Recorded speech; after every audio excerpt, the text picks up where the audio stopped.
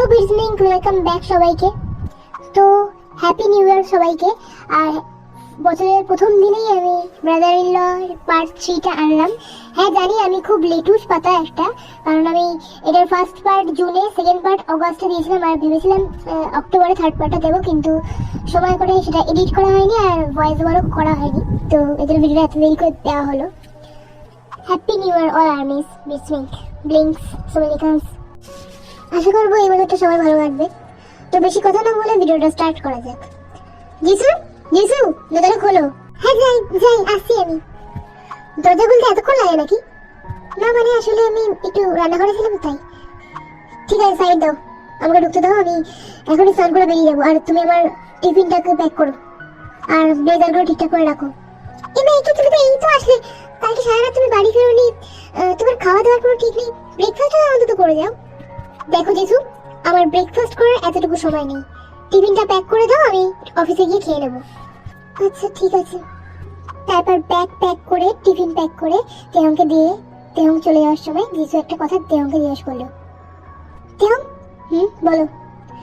বলছি তুমি কি কালকে সারা রাত্রির অফিসেই ছিলে? হ্যাঁ কেন? না মানে সারা রাত্রি অফিসে না থেকে বাড়িতে এসেই তো কাজটা করতে পারতে। সব কাজে সব কথার কৈফিয়ত কি আমি দিতে বাধ্য তোমার কাছে? আমি কোনখানে কাজ করব না করব সেটা কি তোমার থেকে পারমিশন নিয়ে করবো নাকি? আশ্চর্য তো। না মানে সরি। তারপর তেহং চলে যাওয়ার পর তেহং আমার সাথে এমন কেন ব্যবহার করছে? যতই কাজের প্রেশার থাকুক, যতই কাজের চাপ থাকুক না কেন, তেহং তো সবসময় আমার সাথে খুব মিষ্টি করে ভালোবেসে কথা বলে। এরকমটা কেন করলো আজকে? জিসু, হ্যাঁ মামনি বলো। তোমার বড় ভাসুর আসছে বিদেশ থেকে, জিন, আজই ফিরছে। ও, জিনি হং বাড়ি ফিরছে? হ্যাঁ জিসু, তাই আজ জিনের পছন্দ মতো রান্নাগুলো করো প্লিজ। হ্যাঁ মামুনি, আমি জিনি হং এর পছন্দ মতো রান্নাগুলোই করবো আজকে।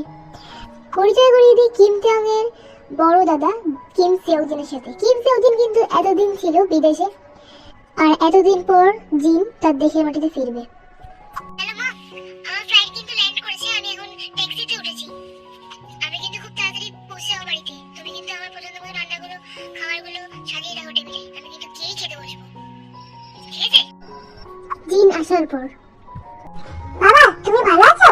Yes my son, I am fit. তুমি কেমন আছো বলো? আমি খুব ভালোই আছি।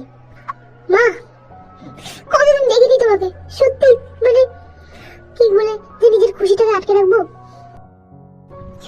জিসু তুমি ভালো আছো? হ্যাঁ হিয়ং ভালো আছি। আচ্ছা মা, এ কই? ওকে দেখতে পাচ্ছি না। ও তো অফিসে গেছে। অফিসে গেছে? এই ছেলেটাও না সারাদিন কাজ পাগল, এত কাজ করলে হয়? আমি এসে এতদিন পর আমার সাথে দেখা করতে আসলো না। তারা ও আসুক, ওর সাথে বোঝাপড়া আছে আমার। আচ্ছা ঠিক আছে, তুই খেতে বস। হ্যাঁ আমার প্রচুর খিদে পেয়ে গেছে, তুমি খেতে দাও। অন্যদিকে তে অফিসে, আমি কি জিসুর সাথে বেশি একটু খারাপ ব্যবহার করে ফেললাম না আজকে? আমি তো কত ভালোবাসি, কিন্তু কালকে রাতে যেগুলো হয়েছে, আমি তো ওর সামনে নিজেকে ঠিক করে প্রেজেন্টেশন করতে পারতাম না, এই জন্যই তো ওরকম খারাপ ব্যবহার করলাম। কালকে রাতে যা হলো, আমি প্রথমবারের জন্য জিসুকে মিথ্যে কথা বলেছি, আর প্রথমবারের জন্য আমি এত খারাপ ব্যবহার ওর সাথে করেছি। না না না না, জিসুকে সব বলতে হবে, কিন্তু কি মুখে বলবো? আমি এত বড় একটা ভুল করে ফেলেছি, আর যদি জিনি যদি কোনো মতে বলে দেয় জিসুকে, তখন কি হবে? আমি কিছু ভাবতে পারছি না।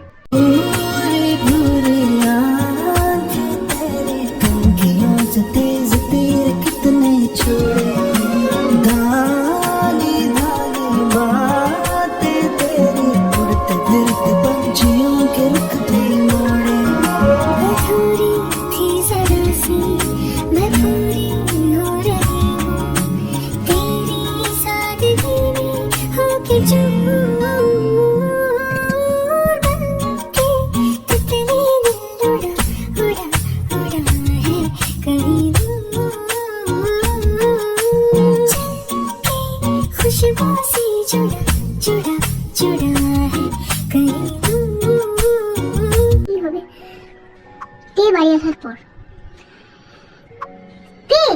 তুই এতক্ষণে বাড়ি আসার সময় নিল?